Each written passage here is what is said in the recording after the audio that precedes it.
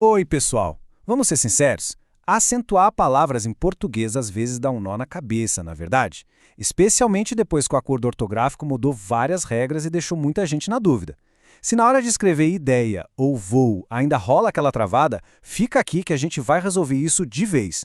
Vamos direto ao ponto para entender o que mudou, o que ficou igual e como não errar mais. Bora lá desvendar isso? E vamos começar logo pela pergunta de R$ 1 milhão. A palavra ideia tem ou não tem acento? E a resposta é: não, não tem mais.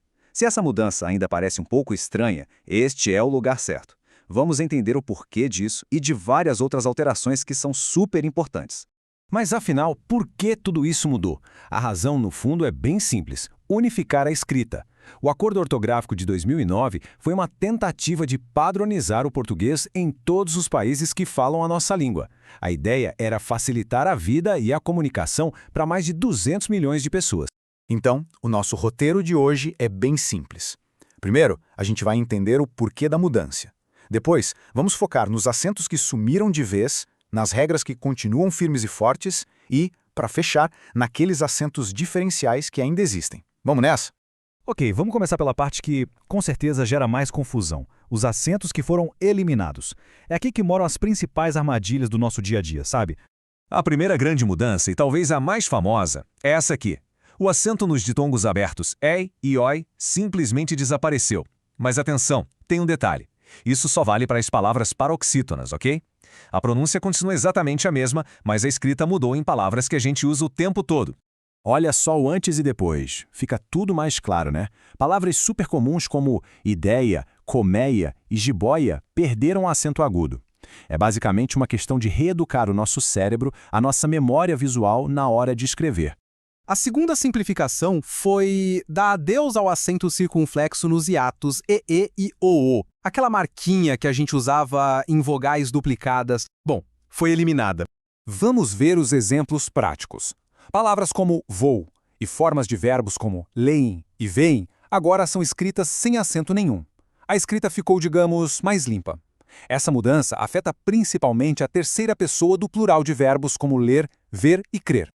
Essa regra aqui é um pouquinho mais técnica, mas a lógica é a mesma das outras: simplificar. O acento no i e no u tônicos caiu quando eles aparecem logo depois de um ditongo em palavras paroxítonas. Parece complicado falando assim, mas com o exemplo vai ficar tudo bem claro. Feiura é o exemplo perfeito para isso. A pronúncia não mudou nadinha, a gente continua falando com aquele U bem forte, mas, na hora de escrever, o acento simplesmente desapareceu. E aqui, gente, é o fim de uma era. O trema, sabe? Aqueles dois pontinhos simpáticos em cima do U, foi oficialmente aposentado da nossa língua. A única exceção é para nomes próprios de origem estrangeira. Com isso, a escrita ficou visivelmente mais simples.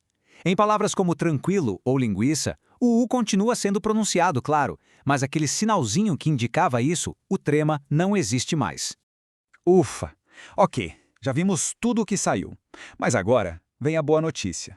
A base da acentuação, sabe, as regras principais que a gente aprendeu na escola, elas continuam valendo. Então, calma. Nem tudo mudou. Os pilares da acentuação continuam os mesmos, olha só.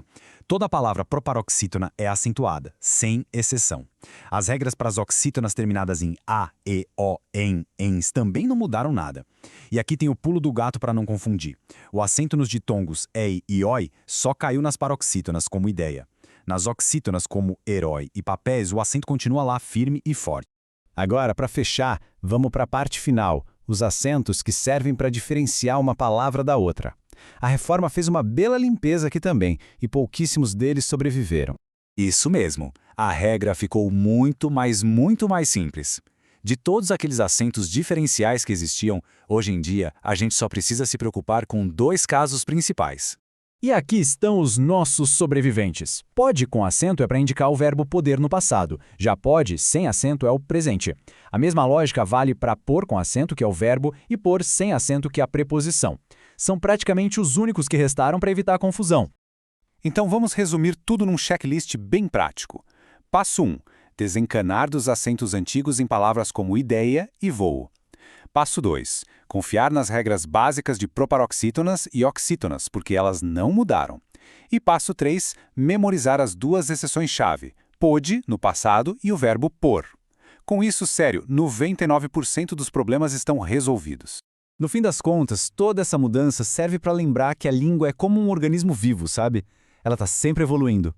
O acordo ortográfico é só mais um capítulo dessa longa história, um esforço para adaptar a escrita às necessidades de quem a usa hoje. E para a gente terminar, fica essa reflexão no ar. A evolução da língua não para por aqui, né? Pensar sobre o futuro ajuda a gente a entender que fazemos parte dessa transformação. O que será que vem pela frente? Qual será a próxima regra a mudar? Fica aí a pergunta.